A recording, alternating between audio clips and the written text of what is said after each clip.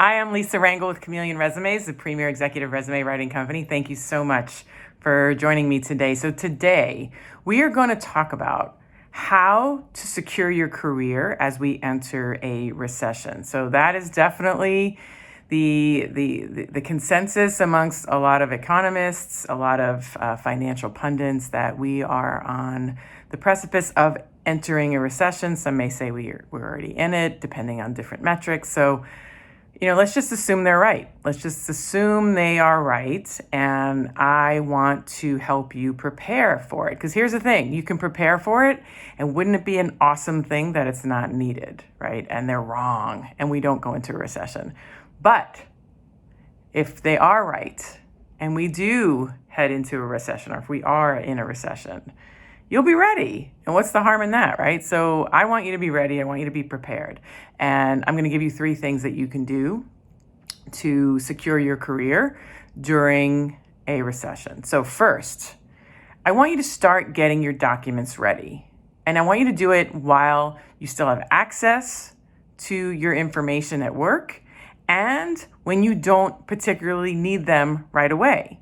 There is an undue pressure when you are trying to do your resume and your LinkedIn profile and you don't have access to your information because you're locked out of work and your work email, and you don't have access to anything anymore, and you're guessing because you didn't keep tabs on it while you were working, and you have the added layer of angst of needing these documents quickly, right?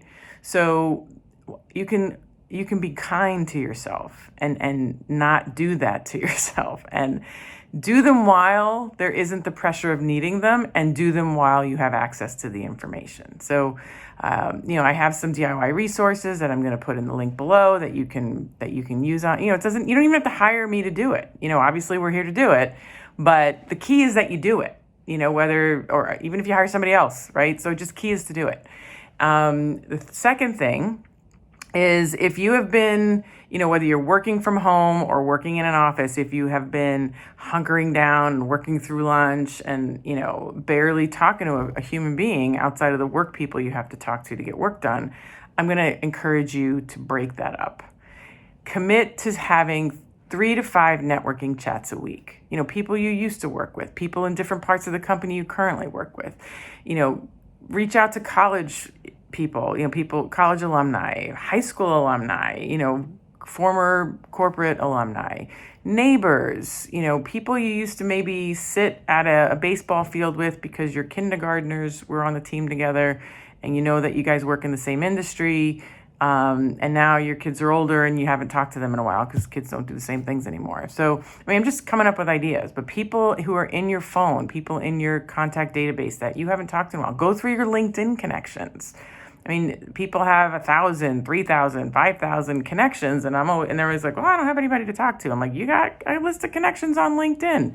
Go start there and just literally commit to 3 to 5 conversations a week, which I know can sound like a lot, but it's really not. So, because even if you shoot for 3 to 5 and you have 1 conversation, you're winning. So shoot for 3 to 5 and just see what happens. And then the third thing, and this one's huge. The third thing I want you to do is never assume it can't happen to you. I'm telling you, the people who think it won't happen to me, my job's secure, oh my goodness, that's the biggest, hardest fall ever when it does. So just, we're all humans. None of us are going to escape this at some point, right, in our career, in some capacity. Never assume it can't happen to you. And strangely enough, over the last 3-4 weeks, I've had a number of people who are at their employers, 8 years, 17 years, 15 years, 21 years, and they've had, relatively good progressive role, expansion as they've been with that company that they've worked with for a long time, now calling me saying they don't get along with their new boss. They don't get along with the person who was put in above them, maybe due to a merger and acquisition now, and they have a new boss. Or, their boss retired and now they have a new one and they don't get along with the new one. And there's this theme of all of a sudden, being happily, progressively, gainfully employed, and now all of a sudden the conditions change. It's just a number of conversations over the last few weeks. So again, just never assume that a layoff can't happen to you, because that's when you're really taken off guard. And if you pretend you're fired today, make a list of everything. You've heard me say this before. Make a list of everything you would do if you found out today you lost your job. And while working, start to put some of that into action, like get your documents ready, have some networking conversations. If it does happen to you, it's not going to be as massive of a blow if you assumed it wasn't going to happen to you. And if it doesn't happen to you, frankly, you're positioning yourself with leverage for when maybe a raise or a promotion conversation comes into play, because it will. And you'll then have the due diligence done on everything you've accomplished and achieved.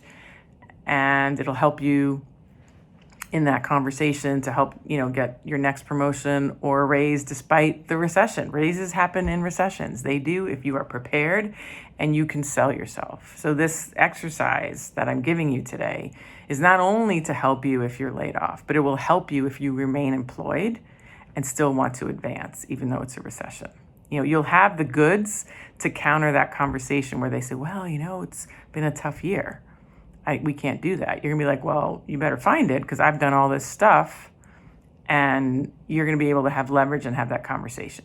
So this is what you need to do, all right? Don't be afraid of the fact that we might be entering into this period, because they happen, right? History shows us they happen. Look for the opportunity in this shift and position yourself to capitalize ethically on that opportunity. That's my suggestion to you. So the resource down below is my 7 job landing steps to land your next position faster. It's a small resource small financial commitment to this resource that can just help you stay prepared, to help you stay on top of things. So, it's very accessible at the price it's at. I'm going to ask you to just go to the link below. You'll be able to access that and evaluate if that's for you.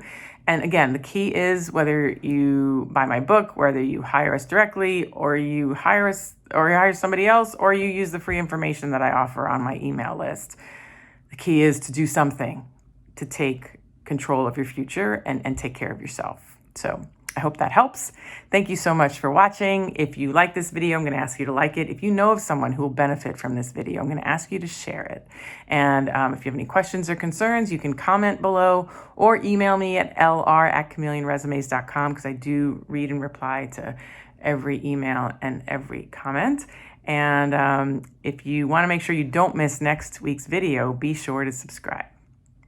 And I look forward to seeing you next week. Take good care.